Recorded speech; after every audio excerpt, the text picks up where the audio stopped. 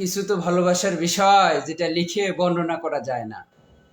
এ এলেম সিনা বা সিনা হয়, সিনাই সিনাই পরম্পরার সাথে সিলসিলার সাথে সম্পৃক্ত। তারপরেও শুধুমাত্র একটু ধারণা দেওয়ার জন্য করে আমরা আলোকপাত করছি। তো মুজাদ্দিদিয়া তরিকার তালিমের নিয়ম, বিগত অলিগণের সুলুকের দরজা নিম্নলিখিত রূপ।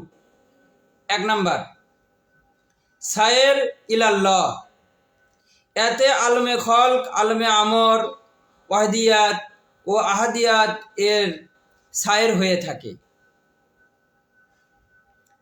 2 নাম্বার, সায়ের ফিল্লাহ, এতে আহাদিয়াতের সায়ের হয়। একে হজরত মুজাদ্দেদ রহমতুল্লাহ আলাইহি শিও তাহরিক অনুযায়ী বলেন যে এই সায়েরটি প্রকৃতপক্ষে আসমা ও সিফাতে জিলালের সায়ের বটে। 3, সায়ের আনিল্লা বিল্লাহ। আমি কিন্তু অনেক সহজ করে বলছি, যারা মুজাদ্দিদিয়া তরিকার চর্চা করেন তারা মাবদা মাআত, মারেফে লাদুনিয়া, মুকাশফাতে আইনিয়া বা মাকতুবা শরীফ পড়তে যায় উলট পালট করে ফেলে। তার কারণটা কি?